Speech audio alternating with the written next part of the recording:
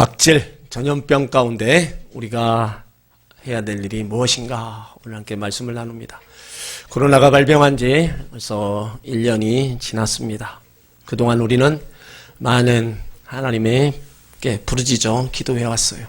빨리 전염병이 사라지고 일상이 회복되고 더 이상 확진자가 늘어나지 않고 많은 죽어가는 자가 있지 않도록 경제가 회복되고 교회 문이 활짝 열리고 학교 문이 열리고 주의 백성들이 하나님 전에 나와 예배할 수 있도록 우리는 기도하며 달려왔습니다.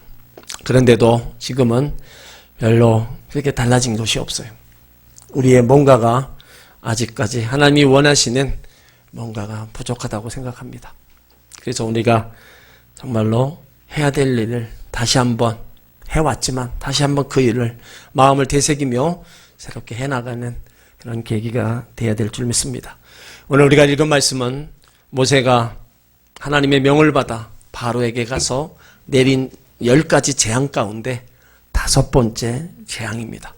근데 이 재앙은 악질입니다. 악질은 전염병이에요. 5번까지의 그 재앙 가운데 4번까지는 생명을 거두는 것이 아니었어요. 그냥 우리 삶에 고통을 주는 그런 재앙뿐이었습니다. 그런데 이 5번째 재앙은 이제 생명을 죽이는 그런 재앙이랬다는 거예요. 첫 번째 재앙이 나일강이 피로 변하는 재앙이었습니다. 두 번째가 개구리 재앙이었어요. 세 번째가 이 재앙이었습니다. 네 번째가 파리 재앙. 이 모든 것들은 생명을 죽이는 재앙이 아니었다는 거예요. 모세와 아론이 바로에게 가서 하나님 말씀을 전합니다. 우리가 사흘 광야길로 나가서 제사를 드리기를 원한다. 그러니까 우리를 보내달라. 바로는 끔찍도 하지 않습니다. 재앙을 내렸음에도 그것을 봤으면서도 불구하고 바로의 마음은 더욱 강팍해지고 그 출애굽을 이행하지 않아요. 그래서 하나님은 더 큰 재앙을 내리는 거예요. 이전까지 재앙, 짐승이나 사람들에게 일시적으로 괴롭힌 선에서 끝났는데 이제 이 무서운 전염병이 가축에게 임한다는 겁니다. 더 강도가 높은 재앙이라는 거예요. 오늘 이 말씀을 통해서 우리가 지금 현재 우리나라에 처해 있는 우리 삶에 처해 있는 모든 어려움 가운데 우리가 무엇을 해야 되는가, 어떻게 해야 되는가를 다시 한번 우리는 깨닫는 시간이 되어야 될 줄 믿습니다. 먼저는요, 하나님 백성들은 하나님만 섬기라는 거예요. 출애굽의 시작은요, 하나님 언약 백성들의 시작입니다. 애굽에 내려간 야곱의 후손 70명이 생육하고 번성하니까 그 수가 점점 커가는 거예요. 여기에 번성에 두려움을 느낀 애굽은요, 이스라엘 백성들을 가장 혹독한 노동과 함께 학대를 갑니다. 새로 태어난 남자아이는 무조건 죽이라는 명령을 내렸지만 그 백성의 수는 날로 늘어갑니다. 거기에 비해 바로의 폭력의 권세는 날로 더해가고 이스라엘 백성들은 고통과 눈물의 시간 속에 보내요. 그러면서 부르짖습니다. 압제와 탄식 속에 부르짖어요. 그 고통의 시간 얼마나 지났을까? 그 소리를 하나님이 들으셨다 말씀하고 있어요. 출애굽기 2장 24절에 보면 하나님이 그 고통의 소리를 들으시고 아브라함과 이삭과 야곱에게 세운 그 언약을 기억하사. 하나님이 이스라엘과 야곱과 아브라함과 세운 그 언약을 하나님이 기억하셔 그 고통 속에 있는 그들을 이제 구원해내기로 행동을 시작하셔. 그래서 모세를 부릅니다. 모세를 부르고 형 아론을 동역자로 세워 하나님의 위대한 구원의 사역을 시작하셔.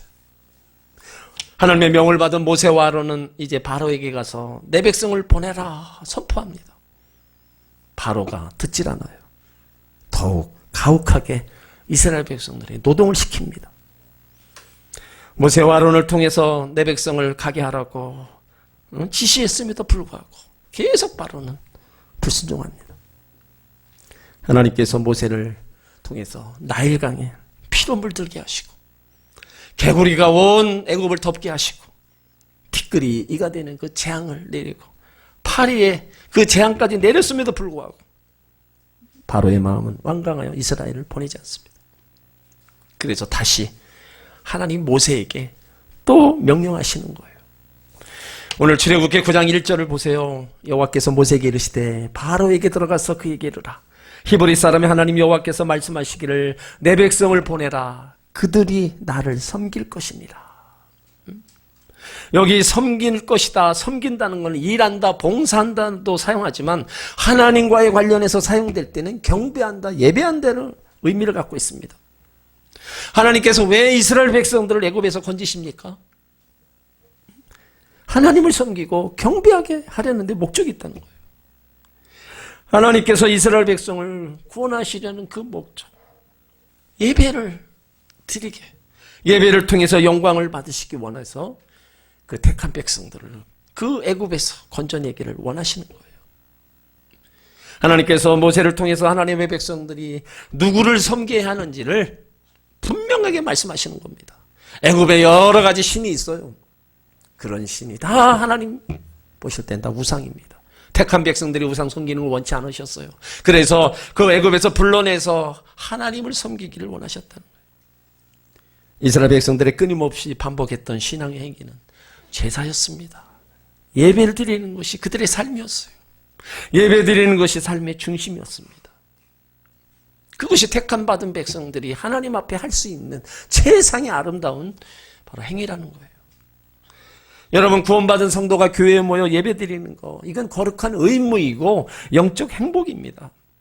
예배를 드리는 것은요, 구원받은 성도들의 마땅한 도리고 예배를 통해 하나님께 영광을 돌리는 거예요. 그러면 하나님이 예배를 받으시고 주의 백성들에게 말씀을 내려주시는 겁니다. 복을 내려주시고요. 여러 가지 기도했던 모든 것들의 응답을 내려주시는 거예요. 코로나라는 외부적 환경 때문에 교회에서 예배드리기가 참 어렵고 제한을 받고 있어요. 그러나 우리가 하나님 앞에 살고 있고 하나님께서 나의 고난과 시련과 역경을 기억하고 계신다는 것을 믿는다면 주의 은혜를 구하는 예배를 사모하지 않을 수 없습니다. 예배를 사모하지 않는다면 그 영혼은 하나님과 너무 멀어져 있는 거예요. 우리는 코로나 사태를 겪으면서 자신이 누구를 섬기고 있는가 진지하게 고민해 봐야 돼요. 대면 예배, 비대면 예배, 이것이 옳으냐 저것이 옳으냐, 이거는요 단순한 종교적 문제가 아닙니다. 어떤 분은 삶으로 예배를 드려야지 굳이 교회 예배만 드린다고 진정한 그리스도인이냐 말하는 분도 있어요. 어찌 보면 그럴듯합니다. 삶 자체가 예배라고 주장하면서 공적 예배를 드리지 않는 사람들은 스스로 자문해 봐야 돼요. 나는 누구를 섬기고 있는가? 궁극적으로 하나님은 우리 삶의 방편으로 존재하는 분이 아닙니다. 하나님은 우리를 위해서 존재하는 분이 아니라 우리가 하나님을 위해서 존재하는 겁니다. 우리가 하나님을 섬기기 위해서 존재하는 거예요. 물론 하나님 우리를 사랑하시고 지키고 돌보십니다. 그럼에도 불구하고 하나님은 인간의 필요에 따라 존재하는 분이 아니라 하나님은 자신의 영광을 위해서 스스로 존재하시는 분이라는 겁니다. 예나 지금이나 모든 인생들은요, 보이지 않는 하나님보다 보이는 세상에 명예나 권력, 물질, 지위 같은 것을 더 의지하고 붙잡으려고 합니다. 하나님 백성들이 하나님보다 눈에 보이는 세상의 것을 더 의지하고 붙잡고 따라가면 영적으로 부패하기 시작합니다. 영적으로 메말라가고요, 이 바로왕처럼 마음이 강팍해져요. 그러다 보면 신앙생활, 삶도 다 메말라갑니다. 영적인 존재 하나님의 백성들이 하나님을 찾지도 않고 하나님 말씀도 먹지도 않고 살아가면 영혼육이 메말라갈 수밖에 없는 거예요. 우리가 예수를 믿음으로 달라지는 것이 뭡니까? 나의 모습, 나의 자신의 인격만 달라지는 게 아닙니다. 나의 존재, 주인이 바뀌는 거예요. 악이 지배했던 내 안에 예수 그리스도가 들어와 새 생명이 넘치게 되는 겁니다. 내가 누구 종이고 누구를 섬기가 있는가를 알게 되는 거예요. 성도 여러분, 진정으로 하나님을 삶의 주인으로 믿고 섬기십니까? 하늘의 모든 권세를 가지신 분이 하나님으로 믿으세요? 그렇다면 우리 인간의 생사화복을 주관하시는 그 하나님이라면 그 하나님만 섬기시기 바랍니다.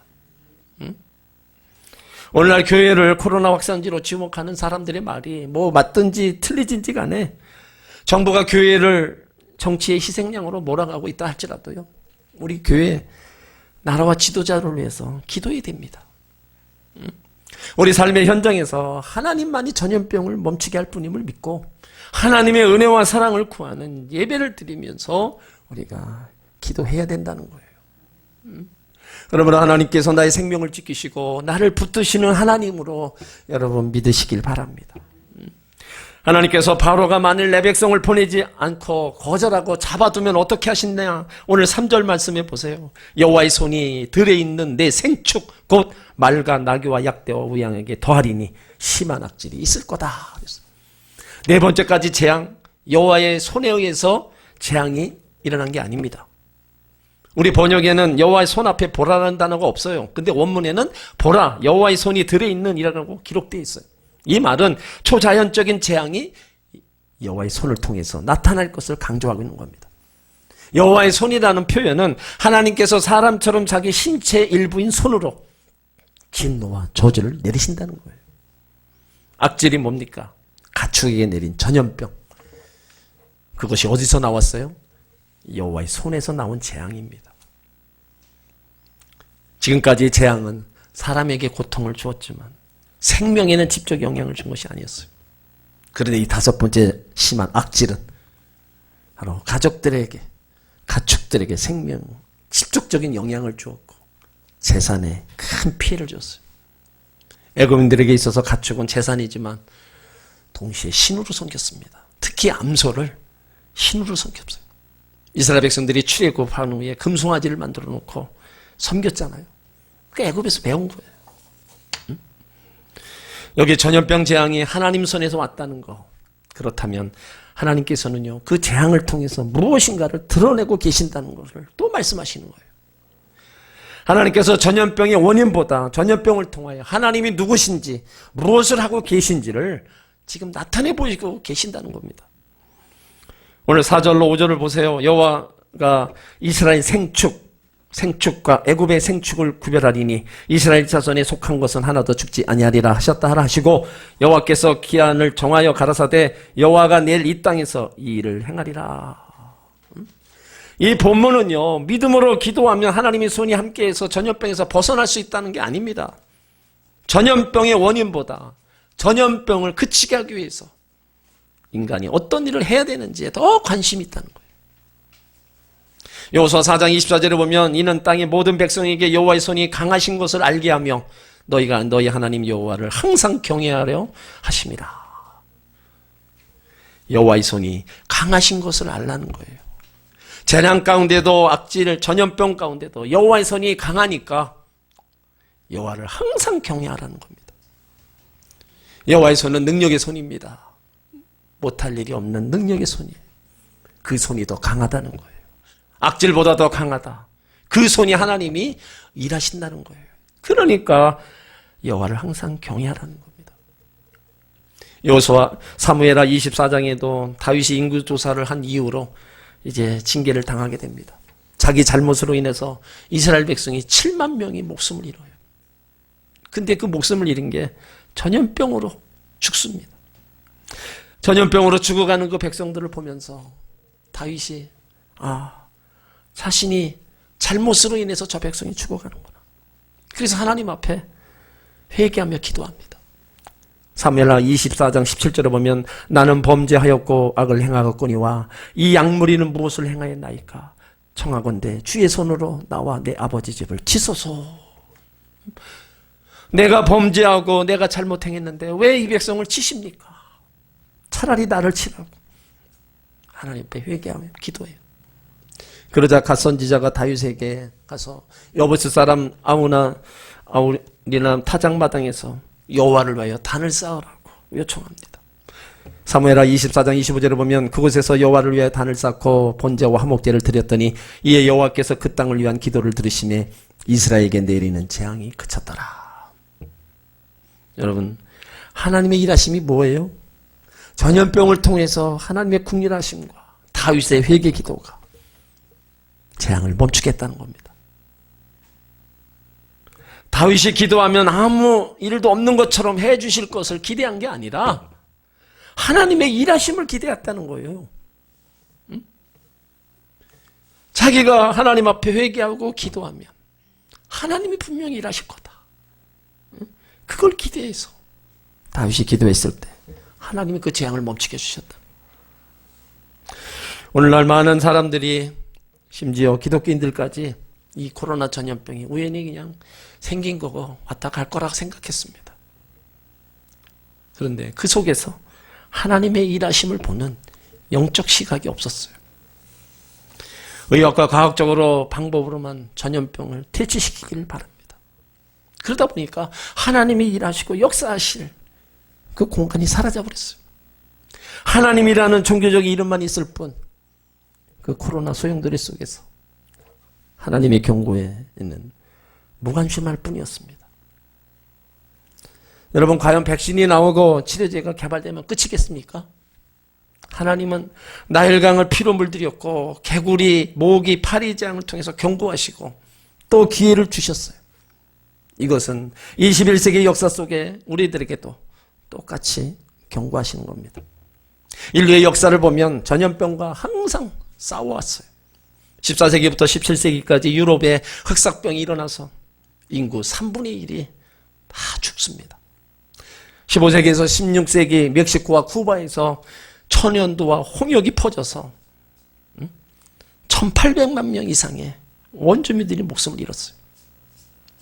최근에 2000년대에 들어서 2003년에 사스 바이러스, 2009년에 신종플루 바이러스, 2012년에 메르스 바이러스, 19년에 코로나.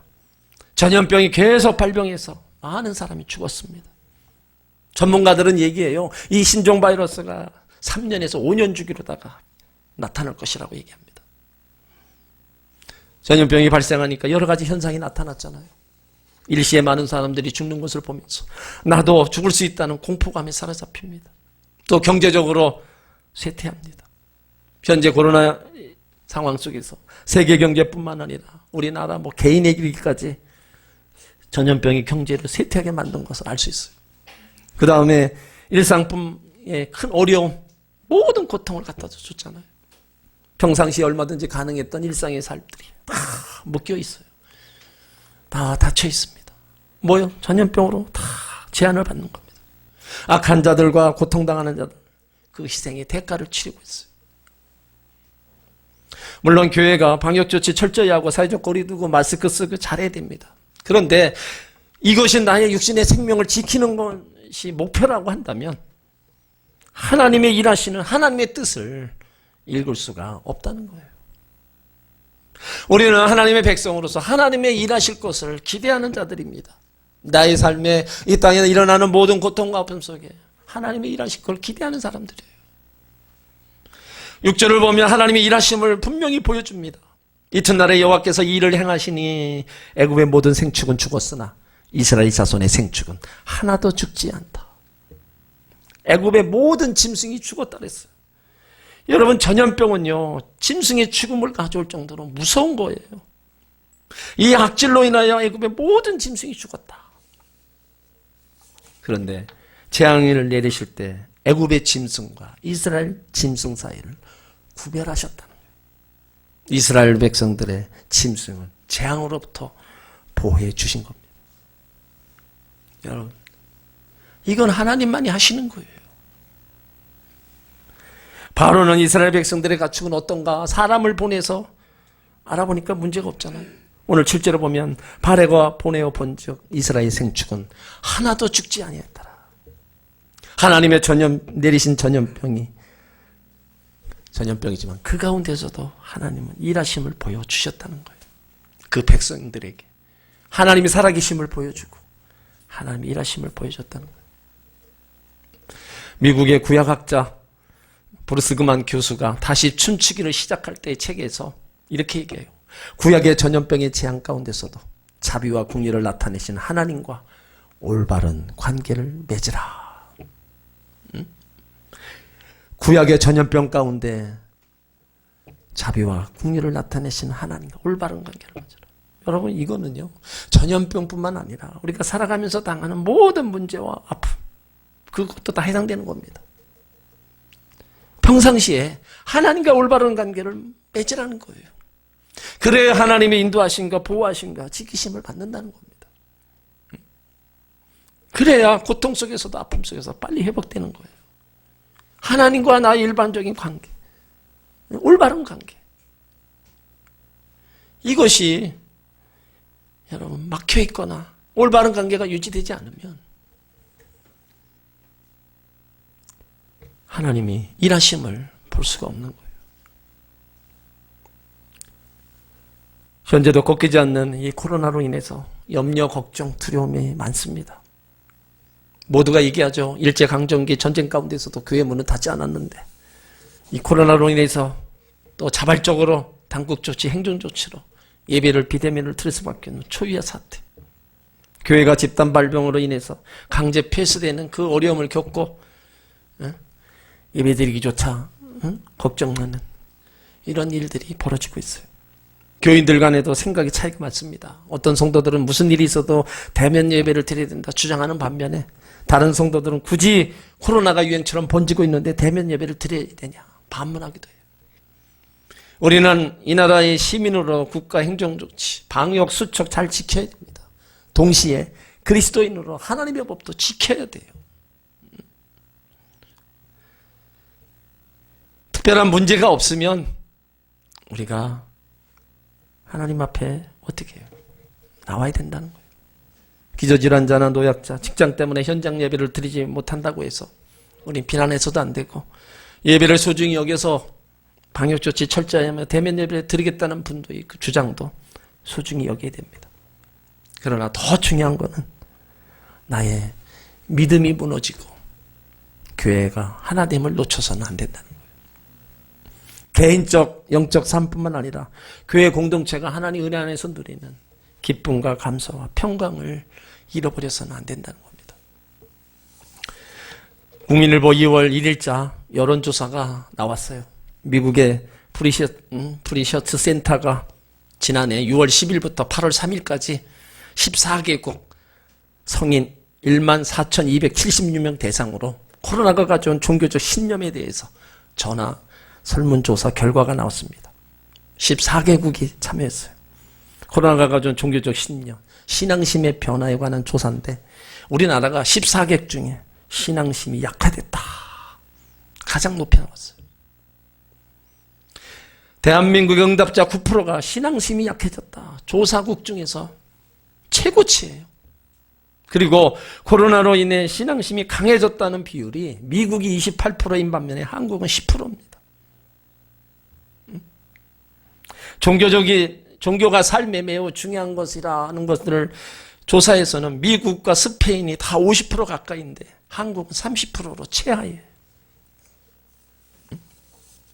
가족관계에 어떤 영향을 미쳤냐니까 미국이나 영국, 캐나다는 10명 중 4명이 가족관계가 좋아졌다. 근데 우리나라는 가족관계가 나빠졌다는 프로테지가 10% 나왔어요. 미국의 35%는 이 코로나가 신이 인류에게 교훈을 주기 위해 보낸 메시지다. 그렇게 생각한다는 거예요. 여러분, 이 코로나로 인해서 나의 신앙이 어떤가를 한번 좋아졌나 또 나빠졌나 이건 우리가 우리 주변에 봐서도 아는 겁니다. 여러분, 고난 가운데 어려움 가운데 내 신앙이 약해지면 하나님 못 찾습니다. 내 신앙이 고난과 역경 가운데 어떻게 해요? 강해져야 되는 거예요. 그래야 하나님을 찾고 하나님을 앞에 나올 수 있는 겁니다. 하나님과 우리 사이에는요, 뭐예요? 어떤 장애물이 있을 수가 없는 겁니다. 죽음도 갈라놓지 못하는 게 하나님과 우리와의 관계예요. 그런데 우리는 여러 가지 이유, 여러 가지 핑계를 삼아서 어떻게 해요? 내 신앙이 요동치고 있다. 이건 하나님이 보시기에는 너무 마음 아픈 겁니다. 이거는 제가 봐도 너무 마음이 아픈 거예요. 전염병이 우리 가운데 연약함을 알려주었잖아요. 전염병은 세균이나 바이러스를 통해 감염됩니다. 여러분, 세균, 바이러스 눈으로 볼 수 있어요? 현미경으로만 통해서만 보는 거예요. 만물의 영장이라고 자부하던 사람들이 보이지 않는 그 조그마한 존재에서 죽을 수밖에 없는 연약한 존재. 전염병은 또 서로 연결되어 있습니다. 나무가 병들면 뿌리만 죽는 게 아니라 이파리까지 시들어 죽습니다. 사람은 각 개인이 존재지만 서로 연결되어 있고 서로에게 영향을 주고받습니다. 가족 중에 누군가가 아프게 되면 집안 전체 근심이 쌓여요. 한 사람의 불행은 다른 사람의 불행으로 더 이어지고 영향을 미쳐갑니다. 그래서 전염병은 사람이 서로에게 연결되어 있는 존재라는 것을 가르쳐줬어요. 그러면서 이웃이 소중하다는 것을 우리한테 알려줬습니다.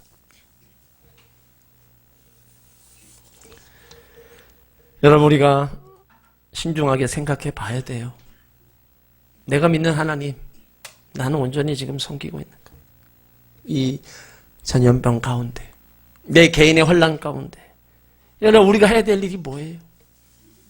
참 신앙인이 돼야 돼요. 정말 하나님 섬기고 하나님 통치에 모든 거 맡기고 끝까지 신뢰하는 겁니다. 살아계신 하나님, 오늘도 시간과 공간 속에 역사하신 하나님을 인정해야 돼요. 나를 사랑하시고 나를 위해 십자가에서 피 흘려 죽으신 그 예수님의 사랑을 우리가 알아야 됩니다. 코로나 속에서도 하나님을 찾고 기도할 수 있는 믿음만 있다면 얼마나 좋을까. 고통의 시간에도 하나님이 이루실 역사를 바라보고 하나님을 찾으며 기도할 수만 있다면, 고통의 길을 믿음으로 걸어갈 수만 있다면, 정말 하나님이 찾으시는 예배자가 될 수만 있다면 얼마나 좋을까. 그렇게 하면 하나님을 잘 섬기는 거고 하나님 손에 붙들려서 하나님의 일하심을 볼 수 있는 겁니다. 오늘 재앙을 내리실 때 애굽의 짐승과 이스라엘 짐승 사이를 구별하고 보호해 주셨습니다. 하나님은요, 이런 하나님이에요. 그러므로 우리는 전염병뿐만 아니라 어려운 가운데서도 자비와 긍휼과 은혜를 베푸시는 하나님께 정말로 하나님 기뻐하시고 원하시는 일들을 우리가 해야 됩니다. 그것도 안 하고 우리가 하나님 앞에 어떤 도움을 구하고 어떤 은혜를 구하겠어요? 우리는 아무리 세상이 힘들고 어려워도 절망할 자들이 아닙니다. 믿음을 포기해서는 안 되는 자들이에요. 주님의 은혜를 생각하고 나를 위해 행하신 일들을 생각하면 그 모든 것은 다 잃어버린다 할지라도 우리는 하나님만을 붙잡을 수 있어야 된다는 거예요. 우리에게 주신 믿음의 날개가 있다면 우리는 이 세상에서도 천국을 경험할 수 있는 겁니다. 지금도 하나님은요, 우리 고통 속에 있는 우리들, 그것을, 고통을, 부르짖음을 들으시고 다 계셔요. 애굽의 그 고통을 들으시고 하나님이 일하셨던 것처럼 지금 이 나라의 고통이나 우리 개인의 모든 고통을 기억하고 계신다는 것을 믿으시길 바랍니다. 지금도 하나님의 자녀들의 생명과 건강을 지켜주시고 하나님이 거기에서 지키고 보호하심을 믿으시길 바랍니다. 그러므로 이 전염병이 난무하고 고통 속에 아픔 속에 우리가 살아가는 이때만이라도 우리는 전적인 하나님, 그 하나님만을 우리가 예배하고 달려나갈 수만 있다면 우리는 여기에서 빨리 회복이 되는 겁니다. 그런 하나님을 여러분들은 더 붙잡아야 돼요. 하나님만을 섬기기 위해서 하나님은 그 백성들을 출애굽시켰. 그러니 하나님이 얼마나 그 백성들을 사랑하시고 그 백성들에게 은혜를 베풀어 주시나요? 이런 하나님을 우리가 아버지로 섬기고 있고 우리가 지금까지 왔어요. 그렇다면 앞으로도 그 하나님을 다른 건 못 붙잡아도 그 하나님 꼭 붙잡고 나가면 하나님의 지키심과 보호하심 또 건져주시는 귀한 역사를 우리는 보게 될 줄 믿습니다. 기도합니다. 하나님 감사합니다. 오늘 이스라엘 백성들의 가축을 구별해서 보호하여 주셨습니다. 재앙도 하나님이 내리셨지만 하나님이 또 지키고